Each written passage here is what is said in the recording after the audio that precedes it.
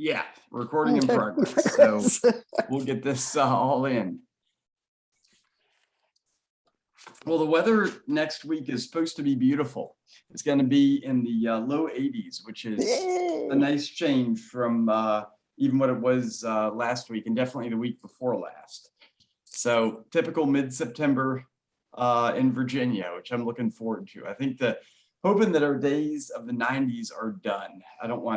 I can wait till June for that to happen again. Right. Me too. But yeah, we'll give folks a few more minutes. I wanted to make sure that I think everybody has each other's email address. So if you all want to, get in contact with each other about anything, I think most folks are going to be everybody's arriving on Sunday, and we've got a number of folks staying at Arlington, some folks staying at the Constitution Village. So it's a nice mix of folks in different locations. So you all know the Saturday is Constitution Day is on Saturday, which is the day after the program is done. And so anyone that's interested is welcome to stay for that. I think the only other event we have is the Orange Street Festival, which I can't believe they're holding. It's going to be a super spreader event. I don't know what's going to happen with that one, but usually a lot of folks cram together in stalls. So we'll see. I don't know if anybody's ever gone to that one. It's usually the weekend before the alumni program. So Jeff, did you ever go to one of those Orange Street Festival? Never made it. You never made it? Never made it. Yeah, when I'm on the board for the Orange County African American Historical Society, and about 16 years ago is the last time we did that. And usually we just get really funny looks from people that are going to the various craft stalls. And this year, some of the new folks wanted to do it, and I was just like, go ahead, but count me out, because I've never done that. But maybe things have changed in the past decade. Who knows? So it'd be nice if they did. But yeah, looking forward to having you all arrive on Sunday. And we'll be talking a little bit about today the site we're going to be working on. It's a site that we have not done any excavations on since Lynn Lewis and Scott Parker were here back in the 80s. So I'll give you a little more information on that, but super excited to see what is at what we're calling the burn site, because that's the only defining characteristics, the burnt soil with all the artifacts and the concentration of metal detector items. So it'll be interesting to see. It's part of this work, this farm complex that we're investigating this season and next season. So excited about that. But what I was going to do, what I wanted to do today was this evening was do the regular Power of Place lecture that where talk about basically the landscape history of Montpelier and what we've been able to figure out through archaeology, and do that from the perspective of the site you all are going to be working on next week, to give you a perspective on how it relates to the larger history that we've been able to figure out here at Montpelier.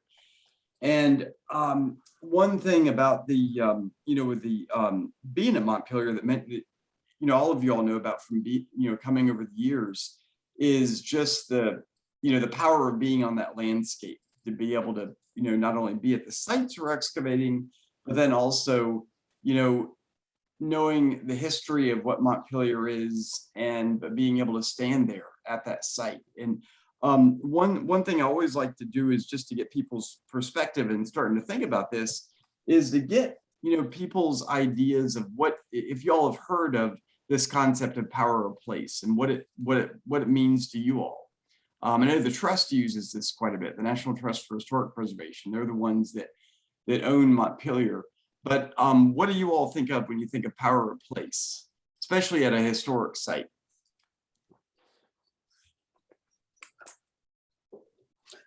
Well, kind of like it all comes together.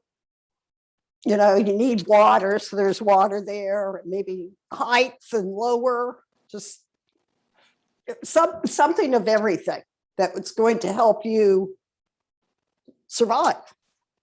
Yeah, that's one perspective I hadn't thought about, is yeah, everything that goes together, that essentially what you're saying, Sandra, is everything that goes together to make a site inhabitable and influences the decisions that people made to select that location for having it be a craft area, to have it be a blacksmith shop, to have it be a living spot. And that definitely is something that archaeologists have always been interested in. And as we learn more about this farm complex, what we're realizing is a lot of our earlier assumptions are completely transformed the more we learn about the space. Like knowing like I'll talk about this a little bit, is like for years we knew where the overseer's house was, the approximate location, and we knew it was that spot because it had, well, when we first found the overseers, this was back in the even in the 2000s and definitely in the 90s, we knew about it from a map that showed the location of the overseer's house. This was a 1844 map. But then when we realized the farm complex was where it was, we realized, oh, the overseer's house is here because you overlook this entire farm complex. And then when we did survey and understood that where the blacksmith shop was, we began to understand and say, okay, that overseer's house is here, or maybe the blacksmith shop is where it is because of where the overseer's house is. It's vice versa. It's hard to say which came first. But you start building up this evidence to understand what goes into that place and what what that power was at the time that made people be there. What else do you all think of with power of place? I mean, what other concepts? It can be of the past, it can be the present. I think it also kind of means what happened in that place historically. And what it means. I mean, it's going to mean different things to different people, but like the power, I guess, is what I think of that location. What does it mean? What happened back then, even today? And who knows, like for the future? I don't know. That's just. Oh yeah, definitely. I mean, absolutely. The area we've been working for the past 2 years, but we all are going to be next week. For years, it was like Jeff, when you started, that was a cow pasture and it was below where the DuPonts had their pool. So its power of place was pretty limited, in terms of, what it meant to Montpelier. In fact, it was so limited that originally the visitor center was going to be placed out in that area because, it didn't look like there was anything there. And eventually the visitor center got placed on the more prominent location where it is from surveys that we did. And we were going to have the entrance for the visitor center and all the parking lots put in that field. But then when we did survey, we realized, okay, there's a whole farm complex that's here.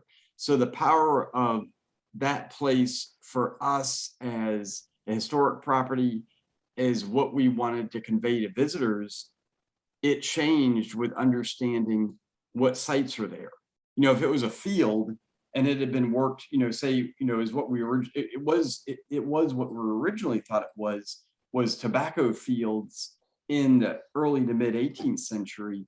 But by the time you get into the 1790s, they were worn out. And that's where the farm complex was built in what was worn out fields. So if it was just tobacco fields, we probably would have built the visitor center and the parking lots in that area because that has a different value than say where people were living and where buildings were located, especially as a property that wants to restore these spaces back to what it looked like. You could more easily justify putting in a visitor center there. I mean, where the parking lot and visitor center is today, that was a horse pasture back in Madison's day. It's actually where, like, when Lafayette visited, that's where, his horses would have been pastured for, recovering for, the journey to Monticello 5 days later. So it's actually kind of the cool thing about that is it's where today visitors park their car and kind of let them rest until they drive on to Monticello in the same way that Lafayette did. So, knowing what the history of a spot is gives it power for today. And, and what else? What else do y'all think of the power of place? Every place has a power, whether it's present, past. I mean, your house has a certain power, where you work, everywhere has a certain power of place. It's not just historical. Everybody has an idea about where they are. Yeah, and what you're getting at, Jeff? Are you talking about like it can mean like your house means something very different to you than it does to, say, like if you have somebody come in and clean it. For you it's your home. If you have somebody come in and clean it, it's probably a pain in the neck because you got to avoid all your antiques. So it's not a very, very different kind of space. Right. And of course, when you live there, it means something different from when the last people that lived there or the next people that lived there. It changes from time to time. Yeah. Yeah, you've got stories attached to it, like that platter right behind you, Jeff. I'm sure there's a story behind that one. And it's more than just a something that you don't want to break. It has meaning.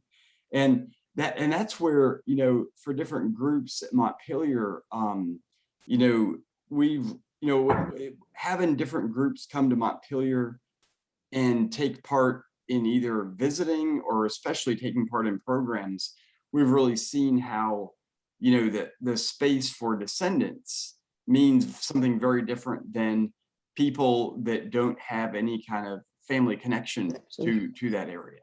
And taking that power of place into consideration, makes it, even more special. It gives it, in many ways, like I look at Montpelier very differently today after interacting with descendants who, see, the various places that we excavate in a very different way than I would without having that relationship. So yeah, there's, it's a complex matrix of the past, the present, because people in the past had a very different groups of people, the enslaved families felt very differently about, say, the main house than James and Dolly did, and certainly differently than visitors did at the time, and then the same today. So you've got, this change of power of place through time, and then also context.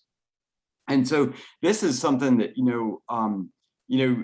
being able to stand in this space is very different than like what we're going to do to this evening, which is like talking about it on a computer screen. But I'm hoping that, going over some of this background information, it'll give what we do next week even more meaning. And I know for a lot of you all, for all of you all have seen, obviously been at Montpelier and seen these spaces, but working in different spots, as you all have seen through the years, gives you a very different sense of even spaces that you've been at. And this is where, for what we're doing right now, for many of you all, you've been at Montpelier and we were looking at the formal landscape around the main house, and then, switch to looking at the space of the south yard, where in the formal space of the main house, I mean, the space, the meaning for that was pretty, focused on the Madisons, what it meant for their design space. Obviously it had meaning for the enslaved because they built that space. They're the ones that leveled out the backyard and planted the trees. But for its outward appearance, it's maybe a little easier to ascribe meaning to the Madisons because they're the ones that had it intentionally designed, whereas the enslaved were involved in the construction of that space. And, giving primacy one to the other is something that, could be a whole nother discussion as well. But then, looking at the south yard, where we did excavations for, some 5 years, it gave the area of, say, the Grove where all those trees were planted a very different view than when we're actually digging in the Grove. So, and the same with the home farm is, getting a different sense of these spaces. So what I'm going to do is I'm going to go ahead and share screens with you all. And let me see. And what I'm going to do is I will bring up the yeah, can you all see the map there? Yes. Okay. Yes. And I'm going to Yes. bring up the PowerPoint next that I've got. Yeah. And so since so many of y'all have know a lot of the history, what I'm going to do is I'm going to put a lot more emphasis in this lecture on not so much the history that you already know about, but more the focus on what we're doing with our research program right now, which is really getting at the sense of Montpelier as a space of labor. And for many years, we've looked at the main house in the South Yard. You can see in this beautiful picture by Jen Glass from the drone is a sense of the buildings where people were living. And what we want to do is look at the same space, the 2,650 acres, from the sense of what this space was like as a workspace. Obviously it's a lot of these areas are living areas as well, but get a sense of the labor that went into Montpelier. And obviously as a home space, the sites where people were living have a special significance. And this is something that as archaeologists, we spend a lot of time looking at, because when people come to visit Montpelier, they want to know about how people are living. But what gets looked at a lot less is, these spaces as living spaces. And, for example, with the South Yard, we've got all the buildings that we've found, but the South Yard was also a space of labor as well. And we've gotten into that with the, the smokehouses and the kitchen, and actually rebuilding these. We're going to be talking, more about this. And we're going to do the tour. I believe we're doing that on, I'm going to be giving you that tour on Tuesday morning. We'll talk more about, the sense of the South Yard as a space of, discovering those work areas. We'll get into that a little bit more. And the area where we're going to be working, which is the home farm, the farm complex below the visitor center, for a long time, we had a focus on that, which was of the homes in these spaces. So this is a shot from the summer of 2013, when we had uncovered the homes for enslaved individuals that were out here. And then in 2015, we rebuilt a lot of these cabins. And what we're going to be looking at is, all these spaces in between, and looking at these sites of labor that we've got. And I'll get into that in a few minutes. But with all these home sites, what really attracts archaeologists to these home sites is, the stuff that you find. And what kind of things do you find at home sites, where people are, living and eating and processing things? What are the artifacts you usually find? Bones. Yeah, bones, animal bone. What else? Utensils in whatever form, ceramics or maybe even wooden spoons. Yeah, all the broken ceramic, exactly, Sandra. And then all the animal bone from processing of foods, like you were mentioning, Helen, bottle glass. It's all these domestic materials that tend to accumulate. But when you're looking at a work area, the storage sheds, the granaries, the stables, it tends to be a lot less items. So there's a lot, they're more difficult to locate through standard archaeological techniques. But with metal detector surveys, we're able to locate these. And then there's a number of these like blacksmith shops, as you can imagine, that have a lot of material remains, with the slag and the iron scraps we're finding there. And so, but some even like the fields themselves, we're going to be doing some walks in the East Woods during the week. I think we're going to do that on Thursday morning for folks that are up to it. And before I forget, definitely, if you want to go on the walk in the East Woods, I mean, it's not required. It's about like a 2-hour walk. But if you're interested in that, bring your hiking boots, because you'll want some good traction for that, which is normally not something you bring for going out and about Montpelier. But for a lot of the sites that we're looking at, we're probably never going to put excavation units there, but with the metal detector surveys and with LiDAR, we've been able to discover an awful lot about these, even when they're woods today. And we'll talk more about that next week. But with all these sites, what do you think, the sites that, are barns that, no one expects to come to like Montpelier and visit like a stable or a granary.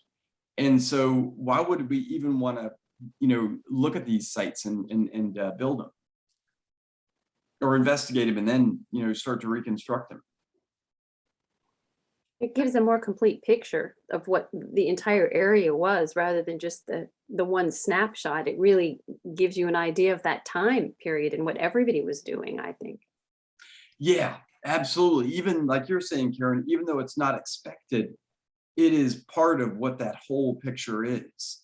And what can you talk about at these work sites that if you don't have them, it's more difficult to talk about?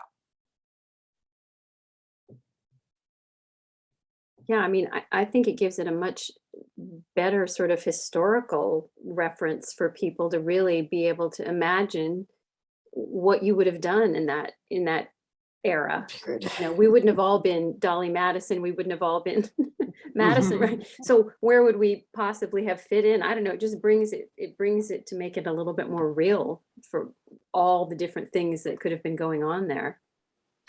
Yeah, and for us as being the home of James Madison, father of the Constitution, author of the Bill of Rights, it allows us to talk about different ways that people were involved with the economy, with being a farm, but then also different roles in society that made up what Montpelier was, and definitely influenced who Madison was as not just a politician, but as a slave owner, and how this influenced who he was. And certainly just like bare bones, like you're talking about, Karen, or referring to, is just being understand what Montpelier was and what it is it was a farm. And, for being authentic to, representing Madison's home, I mean, it's what how he viewed Montpelier. I mean, and a lot of these founding fathers, they viewed their home as much more than just the building where they lived, but they represent themselves to their constituency as farmers. Obviously farmers with a big capital F, meaning they're not out there farming the fields, but the concept of being a farmer. And to make it real, having these spaces there, we're able to talk about, what made it possible for them to hold these roles as, the idealizing the agricultural lifestyle. Like when you think about Jefferson and his view of what he wrote about America, it was this agrarian economy of the time period. And why that becomes important is not that there were a bunch of white people doing farming, it's that Black people were owned as property, and there was an incredible amount of money that the economy was able to generate from slave labor. And it made, the institution of slavery incredibly important, not just as a institution that would allowed people to be subjugated. That wasn't the point of it. The point of the subjugation was to extract labor out of a certain group of people, which resulted in subjugation of an entire class of people based on skin color. But the importance of that was, why it was done was it put, eventually it made the US into a global economic power. By the time you get into the 1840s, the US is on the world map because of the economic institution of slavery. And it's something that the Constitution was really focused on preserving. So making this labor real makes so much of what the Constitution was with, the 3/5 compromise, the fugitive slave clause, which meant that if you were a Black person in Richmond, you better be showing that you're a free person, otherwise you're going to be arrested put in jail and then sold because your property. So it makes, it makes Montpelier into a more authentic space, but it makes what we talk about with the Constitution as a more authentic document to what it meant at the time period in terms of why Black people were excluded, why women were excluded, why people who didn't own property were excluded. It's a document that's really focused on a certain group, retaining that power. And having these spaces make it so that people, we can begin to use these as a space to talk about, more than just Montpelier as a farm, but what slavery meant as an institution and who Madison was. So it opens up a whole lot of conversation.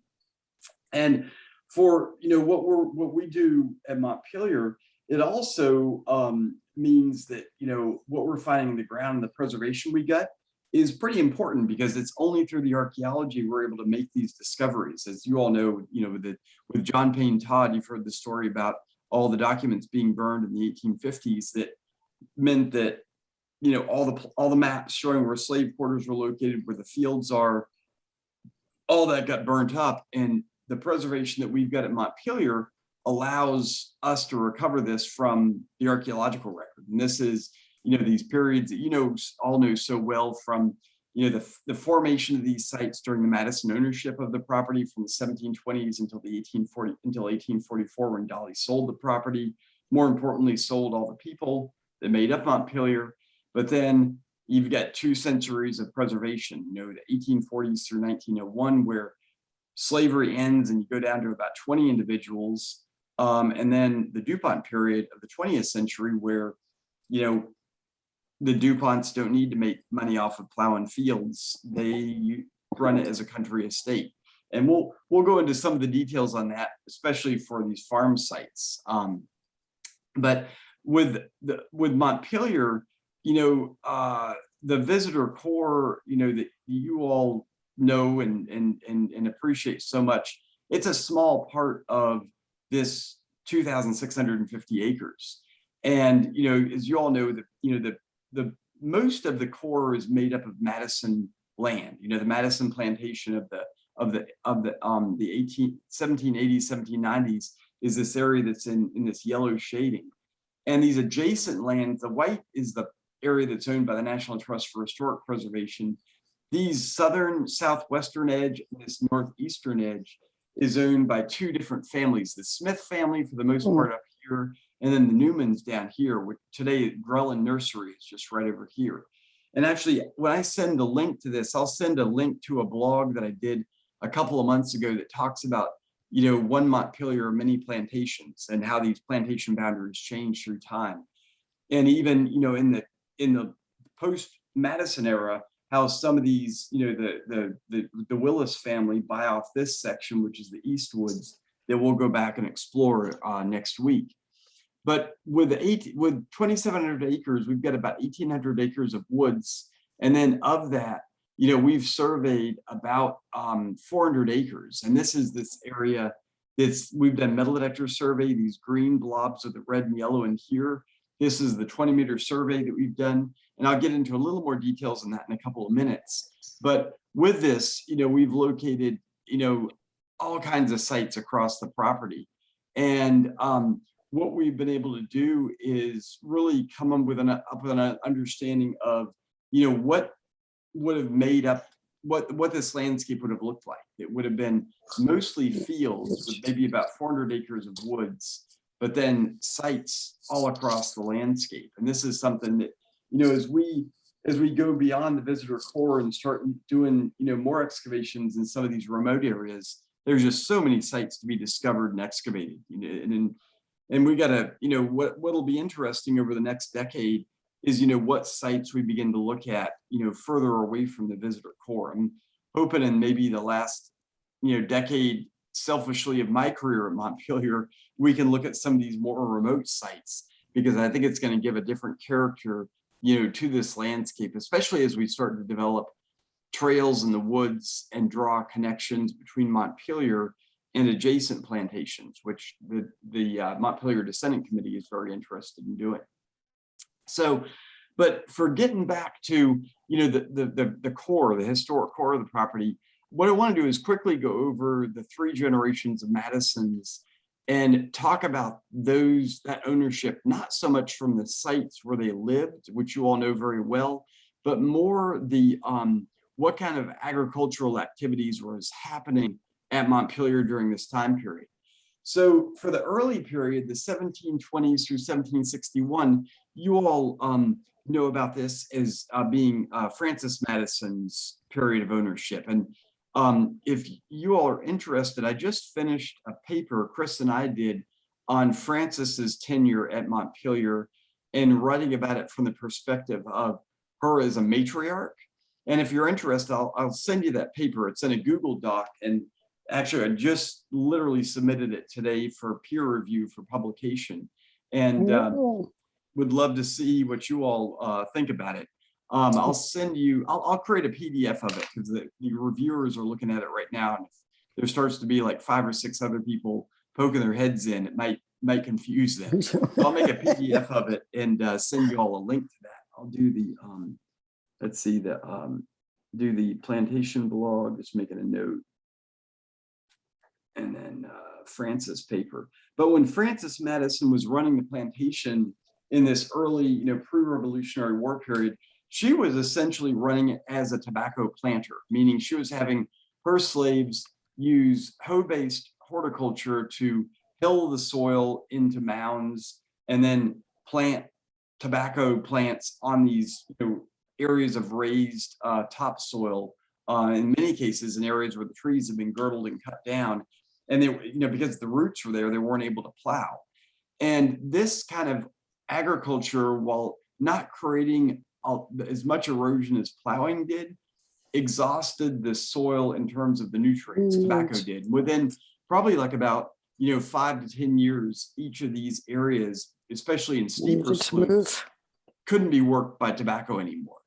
And when her son takes over the operation after Francis dies, what he starts to do is, what James Madison Sr. does is involve his slaves in more plow-based agriculture.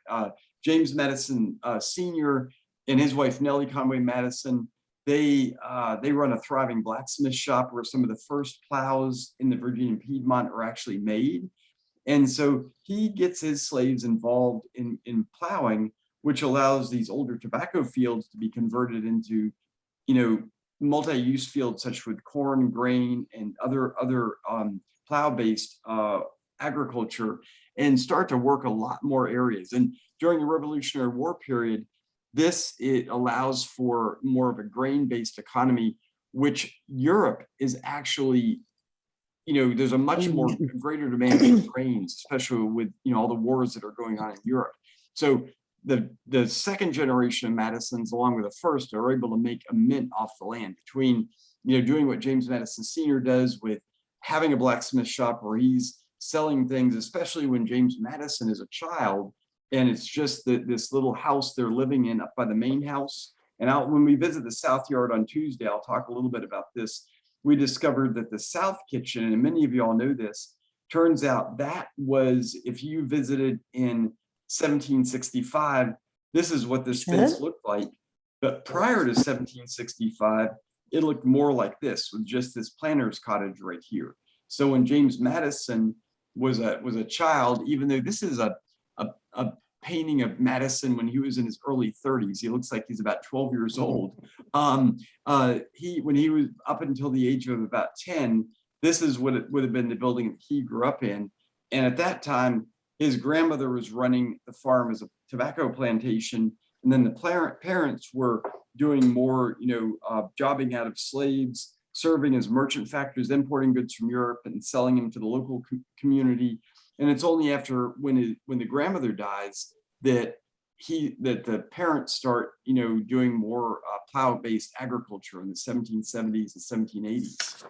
So it's only when James Madison Jr. takes over the operation of the plantation in the 1790s that he begins to practice more scientific farming.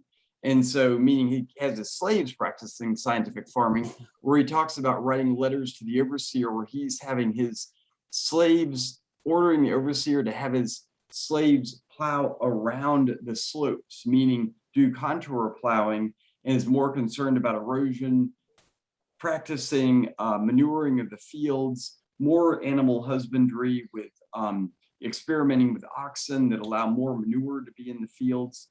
And about through the 1812 teens, early 18 teens, this is the emphasis on the plantation, is this scientific farming. But by the time you get to the 1820s, it's evident that the money isn't going to be made off of doing scientific farming. It's going to be more being made off of selling people. And this is, after the end of the transatlantic slave trade in 1808, and with the rise of the Cotton Kingdom in the Deep South, like in Alabama and Mississippi and Louisiana, those upland areas, that's where cotton production comes in. And these old slave states like Virginia and Maryland the owners start literally breeding slaves to sell them. And this is where, the Madisons write about the concern of creating households, and not to create cozy cottages for slaves to live in, but create homes where slaves are encouraged to reproduce and have children that eventually become turned into commodities that can be sold. So this is how, when James Madison dies in 1836, Dolly doesn't end up going to Washington, D.C. to be sent to the poorhouse, which she probably never would have been. But if she had not had the slaves to sell, she would have been an absolute pauper. I mean, she was already at the time in the 1840s, she was borrowing money from their Madison's personal servant, Paul Jennings writes about this, lending Dolly money, even after all the enslaved community is sold.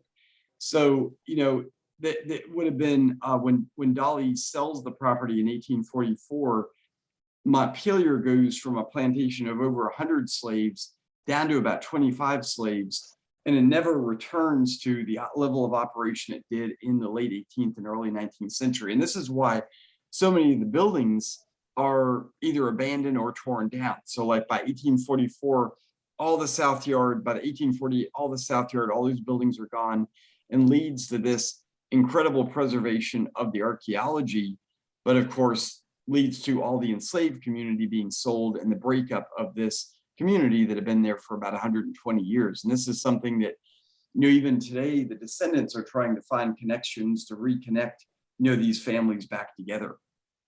But for Montpelier, what it means is you get this incredible preservation. And you all know that, where the farm complex was, where the visitor core is today, all that was shifted to the area where the archaeology lab is today, where the where all the barns are today in the farm complex, where Lewis Hall is and the Constitution Center and the village is. All that becomes the main farm complex beginning in the 1850s. And all this area that was the old Madison farm is abandoned and just becomes this incredible set of archaeological sites. And so, throughout the 19th century, late 19th century, mid to late 19th century, but the only sites that really get developed and where you get a lot of development of sites is during the Civil War.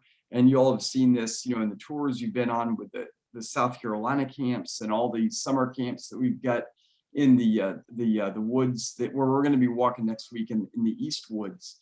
There are these massive summer encampments, and we'll talk a little bit about that when we walk through the woods next week. But for the most part, the Civil War camps are abandoned by, obviously by 1864 when the troops go to Wilderness. But then in the post-emancipation era, some of these sites begin to be used by former slaves, like the Gilmore family. They developed the South Carolina camps into their homestead that they, more fully developed by the 1870s. But what happens at Montpelier, for the late 19th and early 20th century, is the biggest changes in 1901 when the DuPonts bought the property, and they expand the main house, but really keep the farmyard going in its late 19th century location and continue to expand this area. But for the rest of the property, where we're working now, hardly anything happens. The only thing that happens is there's a swimming pool and tennis court that's built where the visitor center and the parking lot is today. but the rest of this area is left as cow pasture, coarse pasture and later cow pasture. And so just leads to some amazing preservation.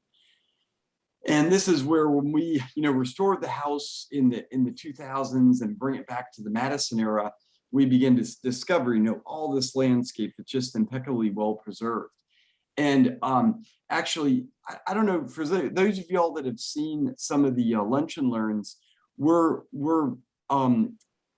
documenting all of the restoration we did in the 2000s in this with an IMLS grant. We're actually creating a digital model of the main house. And hopefully you all will meet Tessa Honeycutt, who's an architectural historian who's working with us right now. She's digitizing this. She's starting to write some blogs on this that we'll be sending out to you all. And I'm hoping this winter she'll do a lunch and learn. She'll talk about some of the digitization of the 6 years and hundreds of thousands of photos of the main house that she's categorizing. And then it's going to incorporate into this 3D model of the main house that you'll be able to explore online, which would be really neat.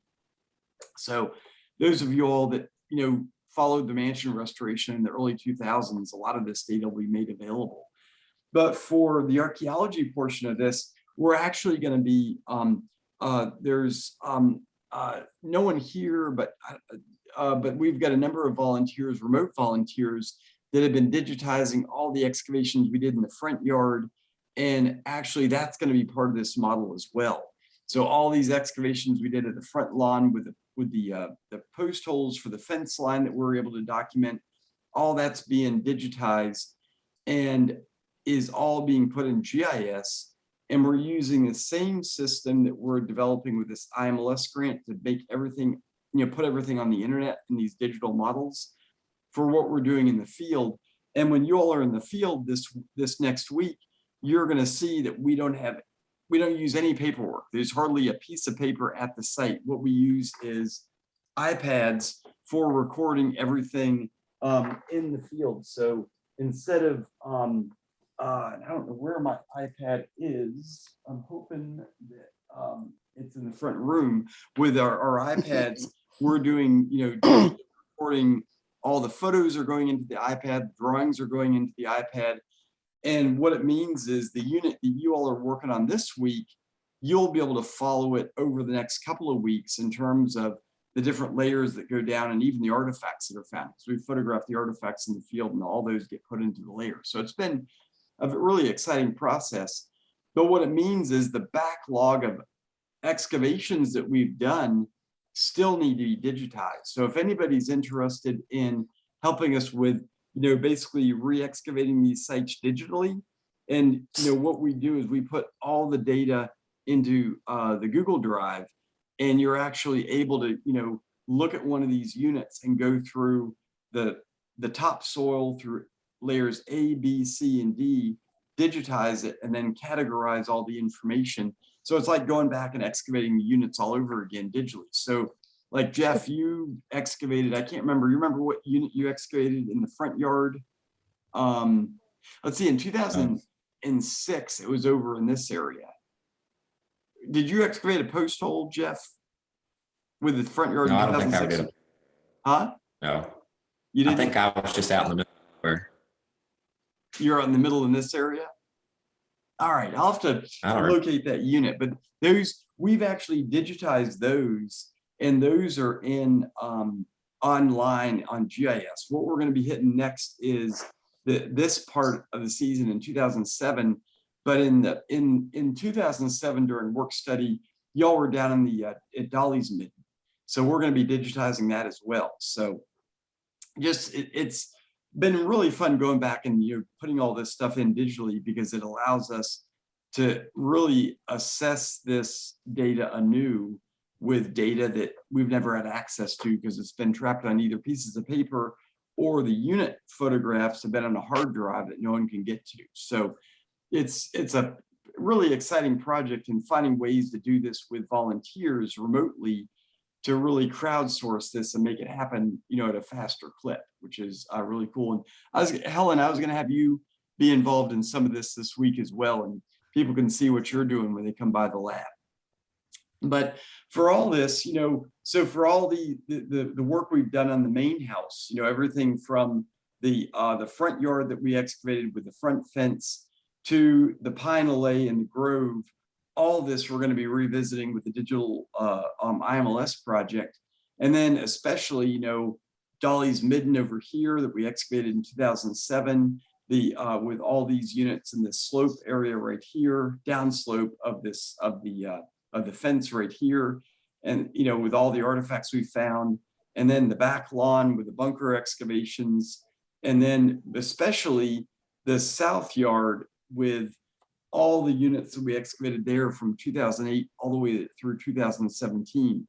That's going to be a big push to get all that digitized. And with that, that one, we're gonna, really some of this stuff we've scanned already, but we need to get all the units relabeled. And for the 2011 season, we've done that, which is, the duplex structures, these guys right here with the stone and the brick chimney base.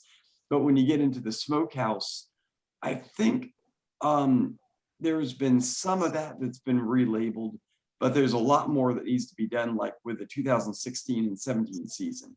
So these will all be, sites that will be available. But with all this, getting this stuff digitized is gonna be able to help us reevaluate all these excavations that we've done. And when we do the South Yard tour, we'll talk a little bit about more of that on Tuesday morning. But for the South Yard site, one thing that is going to be really interesting about digitizing this is that we're going to be able to really get into the process by which we went from the excavations to the reconstruction, and then get into what went into the exhibit, Mere Distinction of Color. And has everybody been through the Mere Distinction of Color, the exhibit? In the basement? In the basement, yeah. Yes. Yeah. Okay. Yeah. So I wasn't gonna have us do a tour of that because most folks are alumni. Okay. But if anybody wants to, we could make time for that again and do it as a tour. But wanted to make sure you all get as much time in the unit as possible. But if anything that we want to pick up on this, we can. That's where I wanted to do, like for the alumni group this time, wanted to do that tour in the East Woods. Because I don't think anybody's been back there. So and I don't think there's going to be any rain days next week, but we can see, we've got it on the schedule, but we might need to change it based on what happens with rain. But one thing that came with the exhibit and working with the descendants is so many folks were asking about, where most of their ancestors were working, which is, the farm complex, where, the agricultural enterprise. And so with a home farm, these are areas that, we knew a little bit about from metal detector survey, but over the past 5 years, we've done a lot of metal detector survey in this area. And with these metal detector surveys, what we found is, this area was just loaded with sites. And the areas that we had done the most work on, especially with the grant that we got in 2010 through 13, is this area of the slave quarters down here. And a couple of weeks ago, I did a lunch and learn on these field quarters, what we call field quarters.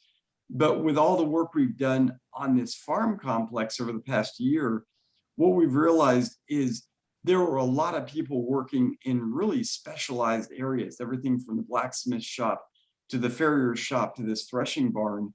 And it's looking like this is more of a craft complex than your typical kind of what you think of as a farm area with, crops being processed.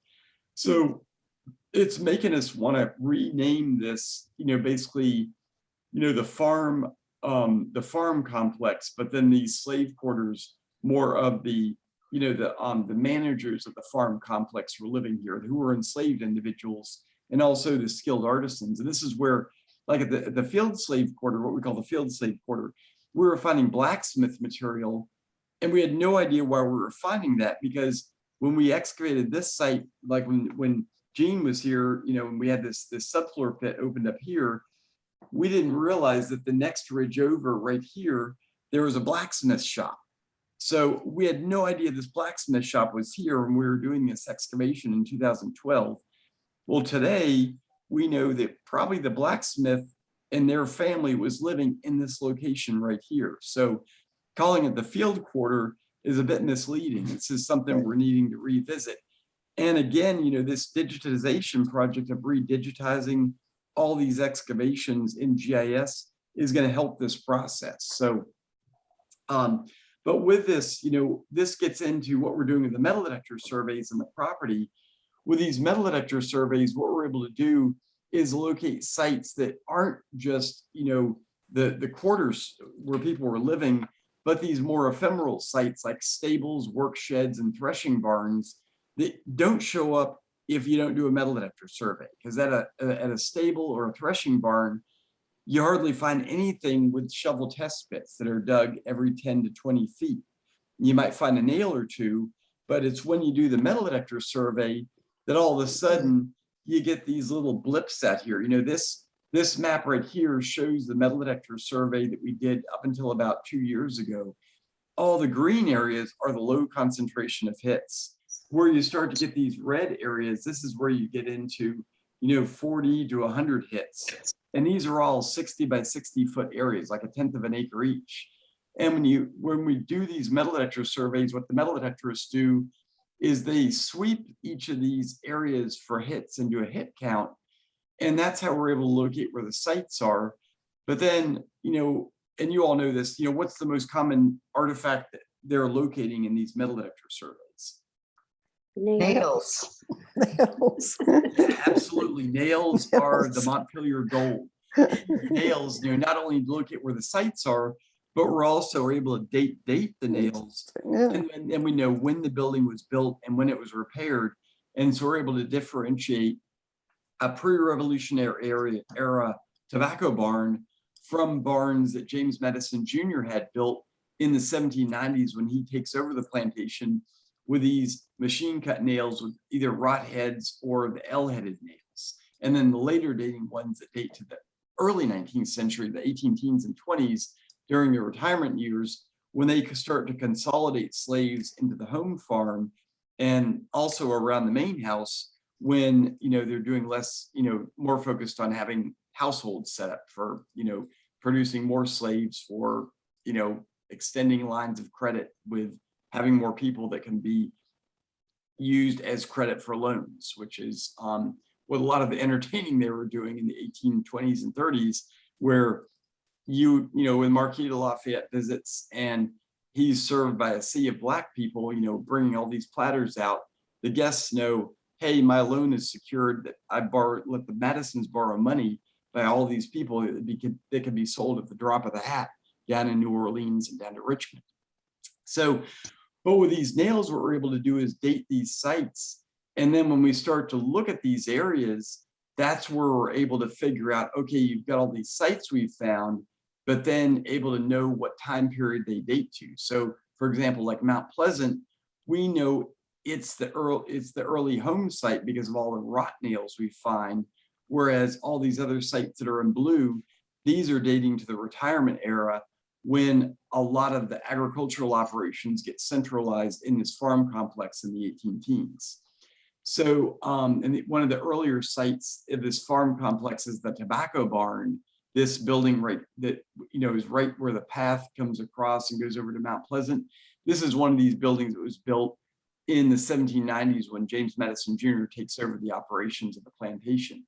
But then once we find the sites, that's when we go from the 20-meter survey down to the 10-foot survey, where we're able to get a much better, higher resolution on where these artifacts concentrate. And we're actually able to find where the buildings are within these sites we found on the 20-meter interval. So when you start looking at some of these areas, like the tobacco barn right here in this site, this 10-foot survey allowed us to figure out where this building is. And this is a survey we did in 2011. And we're actually able to open up units in this area and figure out that not only were we not just finding nails, but parts of a threshing machine. And then when we opened up units, we found it was this complex site that originally was a tobacco barn, but then later on, and the tobacco barn looks something like this. Later on, there's a threshing machine installed in the 18 teens when agricultural production shifts from tobacco to grains, and it becomes a 3-bay threshing barn. And so, these metal detector surveys allow us to rapidly assess where buildings are. So when you look at, this area right here, you can go from, just with the metal detector survey alone, we're able to get an understanding of what this area looked like in terms of buildings, kind of a hypothesis that then can be tested through the archaeology, and have developed, these 3D renderings of what we think this area looked like. But then as we go in and do, more surveys, we're able to refine our understanding. So if you look at, say, where we've done the metal detector survey, let me bring up the metal detector surveys. Here's the area of the visitor center. Let me see if I've got the buildings here. Yeah, put all roads on, and I have buildings. I don't have buildings, but you can see where the visitor center is right here. This is this 20-meter survey that we did. And when you zoom in on this area, what you can begin to see is you go from the 20-meter survey, which is where we find these sites. And with a 20-meter survey, all this looks like this massive red blob. But then when you look at the 10-foot metal detector survey, it's, you get this much better resolution on where these buildings are. So for example, over here where the blacksmith shop is, on the 20-meter interval, it's just kind of this big area. But then at the 10-foot interval, you can begin to see that, here's the overseer's house, here's the blacksmith. And you can imagine, why do you think we get this massive area with the blacksmith shop, with the metal detector survey? Slag. Yeah, slag, clipped iron. I mean, it's a blacksmith shop, so there's just iron everywhere. And so what we were not able to do with this metal detector survey is locate exactly where the buildings are, because what dominates is and we found this with the units, is what dominates is the actual, the scatter of iron, that's the clipped iron that's thrown out from the blacksmith shop operations. But where the building is, it turns out, is in the lower concentration. So right in this area, this is the unit where we actually found the footer for what we believe is the forge for the blacksmith shop. And what was distinctive about this area is there's a lower concentration of iron here, because they're throwing out all the clipped iron that they can't use, because it's only about 2 or 3 inches in size and they can't forge that. All that clipped iron is being thrown in the yard, and that's where the metal detector survey picked up this massive concentration. In contrast, where the overseer's house is, the overseer house is where all the nails are, where the iron is, because that's where the main nails are. And hold on one sec, my cat is trying to scratch the door off the hinges right here. Hold on.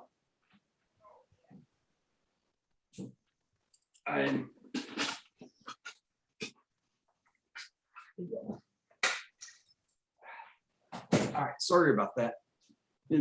Cat is just slowly destroying my paint job on the outside of the door.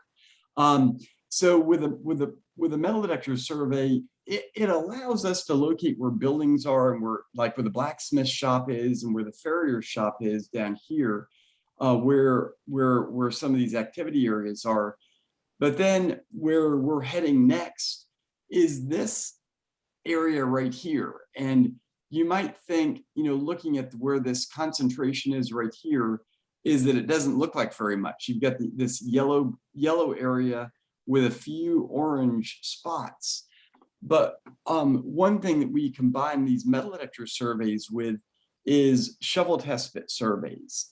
And when you look at the shovel test pit survey for this area, what we found when you, let me see, BC, SDP is domestic.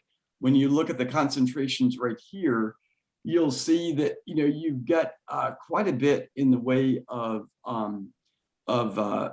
nails, but some of these guys have ceramics, but then also all sorts of plaster.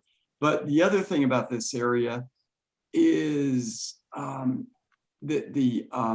we did a magnetometer survey of this site, which is basically, it measures the difference in magnetic signals in the ground. We located this massive feature right here that when you look at this on the, oh, this is such a pain when it does this. There we go. When you look at this in terms of where it is right here, it's this massive burn area in the middle of the site. And so we're opening up units at this location to try to figure out, and this is where we're going to be opening up units next week, is what exactly this site is. Lynn and Scott opened up units here in 1985. And one of the things they located in one of the units they excavated was this massive concentration of brick. This profile is a little hard to see here, but in one of these units they found, and I'm not, you can't even look at this, sorry, I'll click off of this. But the in this unit right here, they located this concentration of a deeper concentration of brick debris. And so we're wondering if this could be a brick clamp or an area where they're burning lime, because we also found a lot of burnt limestone for either a kiln site. We just don't know what it is, but there's this whole mix of artifacts here and features that we want to explore in units. And how all this relates to the farm complex is when you look at back at the PowerPoint right here, when you look at where all this is the overseer's house site right here that we excavated last year at this time. We were opening up this scatter of units here. Where the blacksmith shop is, we opened up units here earlier this summer with the field school. And then in the later part of the summer, what we did is we excavated the farrier shop, which is this area in the bottom below the well house where we found lots and lots of clipped horseshoe nails that indicates there is a horseshoeing activity occurring in this location. And so where the burn site is up closer to the visitor center, but it's adjacent to where the tobacco barn is right here and the stable is right here. And so what's interesting about the burn site is this path right here is the old 1720s Patton Road. This is the main road through this area all the way into the early 20th century. This road is shown on the early 20th century DuPont map. And you get this massive concentration of sites over here, but hardly anything, on this side of this road. And so this burn site right here, we're really curious, is it something that's really related to the farm complex? Or is it something for like either a brick clamp or a lime kiln that's used for the construction of the main house? You know, either the 1810 editions or the 1797 construction of the portico that you can see right up here.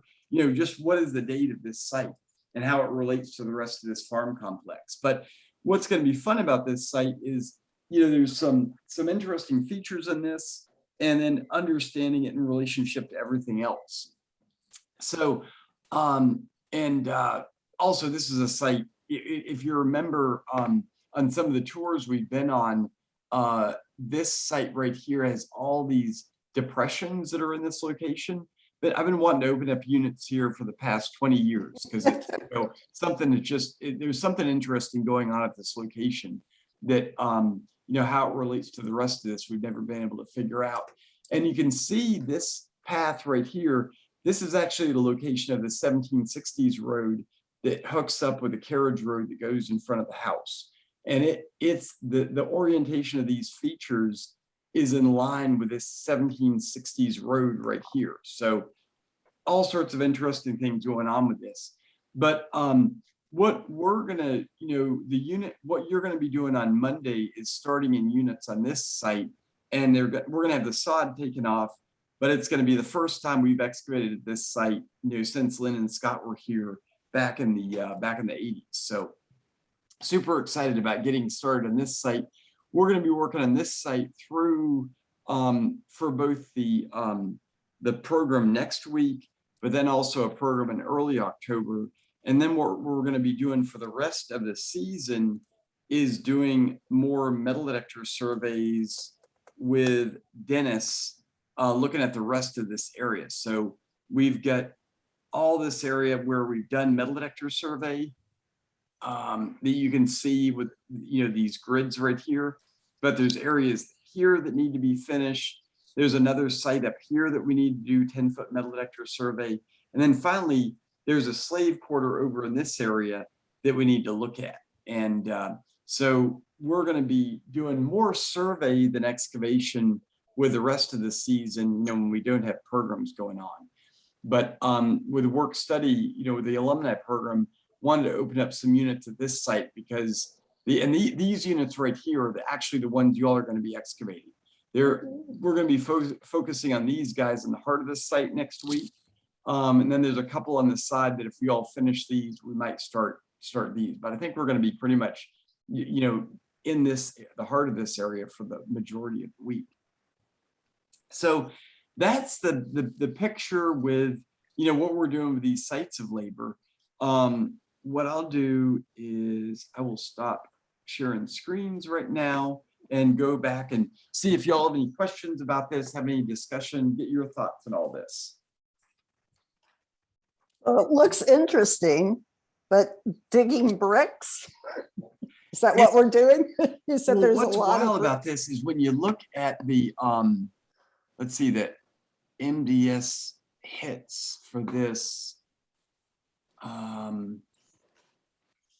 Yeah, let me share screens again, because what's interesting about this site is when you look at some of the stuff that, oops, hold on, let me just share. When you look at some of the items that Dennis has been locating at this site, like, it's not just nail, this is part of a bridle that he found. Right. Other areas, like if you look at,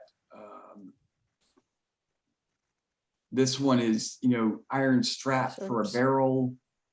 And I can send you this, MDS map, because all these, what Dennis does now is when he's in the field, he also does his work paperless, meaning he takes an iPad and with the metal detector survey, he records, let's see, where's the 10-foot survey here? Oh, I gotta just scale out here. With the metal detector survey, he records the number of hits in each of these 10-foot squares that he metal detects. And then in areas where he has higher amounts of hits, he samples the hits to see what he's finding. So in this case, he was finding, nails, but then also some horseshoe nails as well. So there's something bizarre going on with this site. It's more than just a brick clamp. I mean, if it was a brick clamp, those are pretty cool to excavate because you get into the structure of the brick clamp itself. But I don't think it's a brick clamp.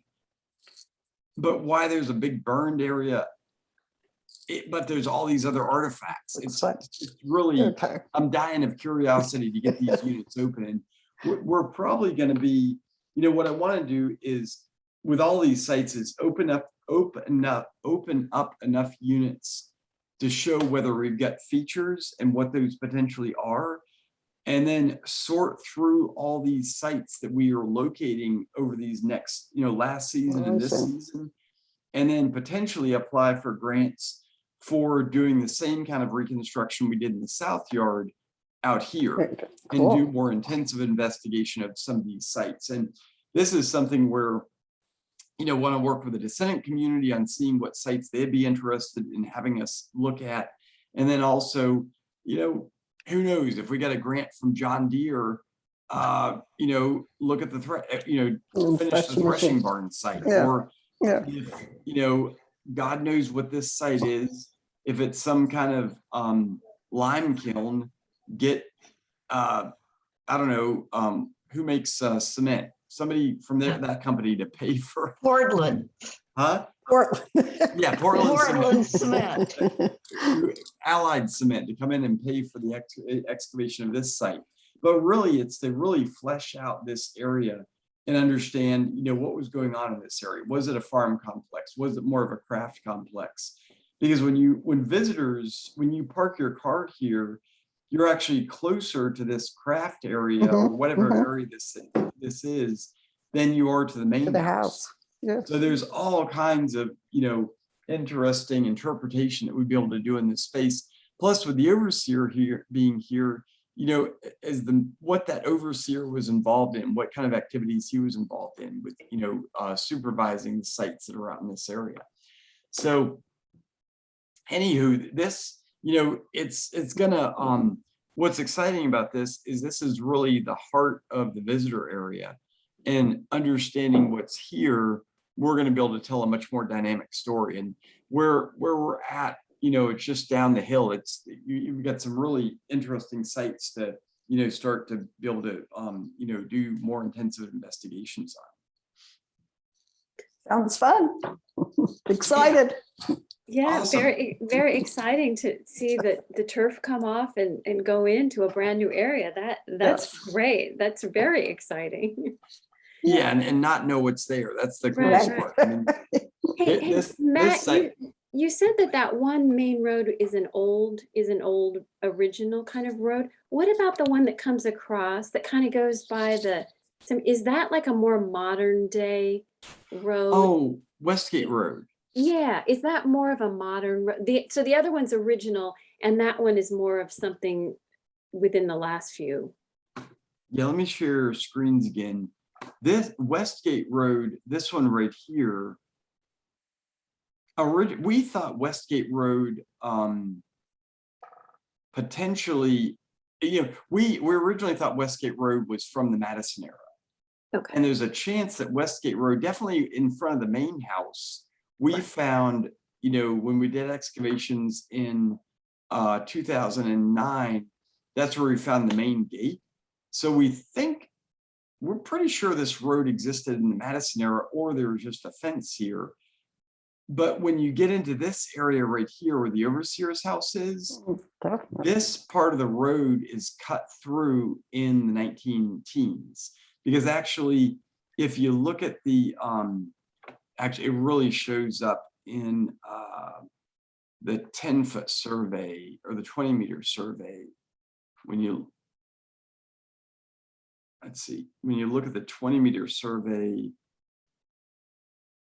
well, you can see it right here. You can see that it's the really cut in. blacksmith shop goes across the road right here. Okay. And basically this road cuts through the middle of the blacksmith shop. And then when we did survey down where the slave quarters are, we found a road, Dennis found a road that comes across here and then comes up beside the blacksmith shop. And then GPR survey located a road that comes through here to right here. So all these roads have been rearranged in the early 20th century. And Okay. the jury is still out as terms of what the date of Westgate Road is. But I think my guess is that this road joins up with Westgate Road somewhere in here. And then whether it definitely comes across here, but whether it comes across the front area through here, or this is just a fence line in the early 19th century that separates the fields in front of the main house from the main house grounds. And then in the 20th century, the DuPonts put in this road is hard to say. I'm thinking more and more that that this road, the road that comes up from the slave quarters and curves around here heads in this direction, and that this was more of a fence that runs along here. And then the DuPonts really are the ones that grade out Westgate Road. And a lot of this is showing up from metal detector survey, especially where this blacksmith shop goes across the road. And one of the big clues for Westgate Road coming down into this area, the reason why it happens in the 20th century is this is the location for the mill pond in the 18th and early 19th century. So all this area would have been a wetland down here. So when when the dam is breached right here, you can see the dam and the LiDAR right here. When this dam is breached, all this wetland drains, and that's when this road gets built through this area. And unfortunately, the Westgate Road, probably one of the few areas that's disturbed, of this farm complex. I mean, that is pretty fortunate when you think about how much disturbance could have happened in the 20th century.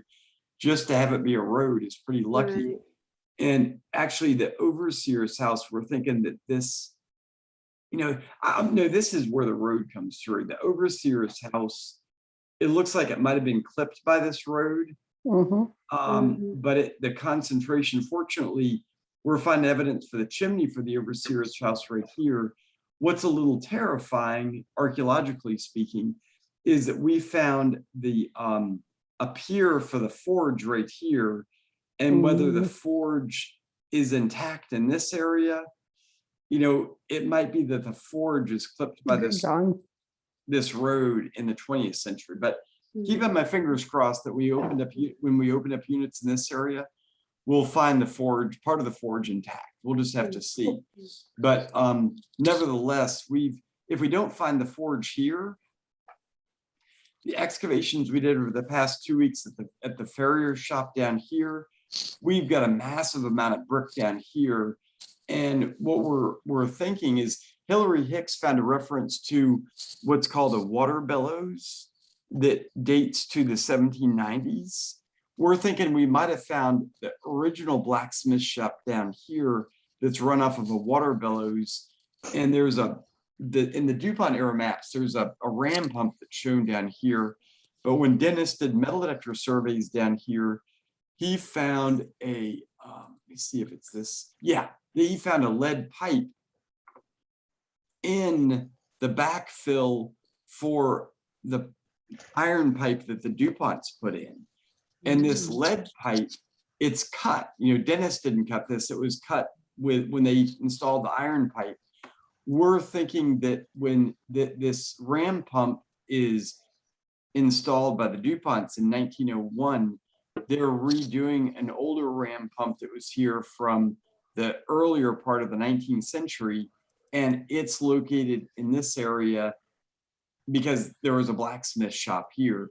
And then for whatever reason, in the 1820s, they moved the blacksmith shop from down here, maybe in 1810, up to this area beside the overseer's house. So we're getting a history of some of the nuance of the changing layout of this farm complex from the 1790s into the 18 teens. So there's changes that occur in this area. And again, this is where, the site that's up in here is this site we're going to be excavating next week and for the month of September and into October. Is this part of the farm complex, or is it part of the infrastructure needed for building the main house? Or is it both, where it's a burn area for processing lime, but then continues to be used for the farm complex for some other purpose? And I'm thinking it's more the latter, because there's enough artifacts we're finding at this site where it seems to be continued to be used into the 1820s. So again, if it was a brick clamp, we'd be finding lots and lots of brick. We're finding some brick, and I'm wondering if the brick might be related to whatever structure is here. So what's cool about this site is we have way more questions than answers, and there's no records that talk about what this site is. So we're going to be figuring out what this site is. And what's fun about this is knowing all of the results of surveys we've been able to figure out here. I mean, this is where we're going to, there's probably going to be artifacts that we find here that we've found similar artifacts to in the surveys and excavations we've done at the blacksmith, the field quarter, and then also the farrier site. And we're going to be able to start making linkages between all these. So that's really the fun part. I'll stop sharing screens right now. That's the fun part, of doing these long-term surveys and excavations. What might seem to be, just a little work site, from the 18 teens or 20s, you start finding connections between this site and other sites we've excavated. And all of a sudden, it blows our whole interpretation of this out of the water. So super excited about, what we're going to be finding next week with this site. Sounds fun. But before, ended tonight, wanted to see if y'all had any questions about logistics, and about next week. Y'all are experienced hands with all this, and I know there'll be for folks staying at Arlington House. If y'all are able to share rides with folks, that'd be great. Helen's going to be there and not have a car, and she can either ride in super early with staff interns, or if someone's able to give her a ride in, that would be great as well. But we can work all that out, when you get here. But looking forward to seeing everybody. And what I'll do is I'll send, as soon as I get this video up, I'll go ahead and send the link out to this, but then also to this one blog in the plantation, the link to the metal detector map, Dennis's map. I've got a viewer for that you can look at for that. And then also the paper on Francis Madison. So a little bit more homework for you all to do before you arrive on Sunday. So. Yeah, no, that would be great. Thanks, Matt. Thank you. Yeah, well, looking forward to seeing you all. Yep. And again, if you have any questions, feel free to reach out to myself or Sarah Lee. One thing, I think a lot of y'all have heard the news that Terry left. He's working down at Washington or Wake Forest University. He got a job down there. So Terry won't be with us, which is the first program we'll have had in 7 years about Terry, which we're sad about. But we've promoted Mary to be the assistant director of archaeology, and she's actually going to be. I'm having her take over the basically the management of all of the public programs, so all our expedition programs. I've managed these programs for the past 16 years, and I want to see what Mary can do with them, because she's really good at this stuff, and it'll be just a chance to rethink of all this, which will be great. So if you have any ideas, you don't have to deal with my old gray head. You can talk to Mary and see what ideas she might have, which I'm excited What's about. wrong with gray hair? Oh, there's nothing wrong with gray hair. It means you're alive. So I want to get a full head of gray hair before I leave. But no, excited about having. So Sarah Lee will be reporting to Mary instead of me. We're doing some changing around, and I'm gonna help out Chris with take over some of the role that Terry had with some of the analysis, like GIS stuff. And I'm super excited about going back to some of the data analysis. So it's mixing things up a little bit with Terry leaving and taking an opportunity to change things around, which everybody's excited about. So. Yeah. Oh, that's good. We'll have to. I'll write out a postcard or something we can send to Terry that we. Oh, he would love that. from our expedition that. Wishing him well. That was, for Terry, it was really bittersweet. His wife got a job in the president's office, and it was an opportunity that his family just couldn't pass up. And she's high enough in the president's office where they gave him a spousal appointment to the Department of Anthropology, because, Terry's bringing, some great assets there. But he, I tell you, I wouldn't mind having the job that Terry has. He's going to be able to write papers on Montpelier. So when I told my wife about the job, she was like, "Oh, I'm sorry I couldn't get you something like this at UVA." So I said, "Keep working on it, Tanya." But we're excited. Terry's going to continue to partner with us. He's going to, continue to work on the NEH grant, doing research on it, but then also be able to write articles and complete a lot of the reports that have been backlogged while he's at WFU, but then also bring students for field schools to Montpelier. So we're excited about to be able to do some more public programming with Wake Forest now that Terry's there. So have some good stuff. But we'll talk about this and more when we're all together next week. So look forward to seeing you all next week, and I'll send an email out with some more of this, the things I was talking about. Right. Sounds good. Good. Well, in the meantime, safe travels, everybody. Okay. And we'll see you all on Sunday night On over at Sunday. Arlington House for whatever delicious dinner Sarah Lee's going to get for us. Okay. Thank you. Sounds Okay, good. bye, Thanks, Matt. everybody. See everybody. Bye-bye. Have a good night. It's Saturday. Bye-bye.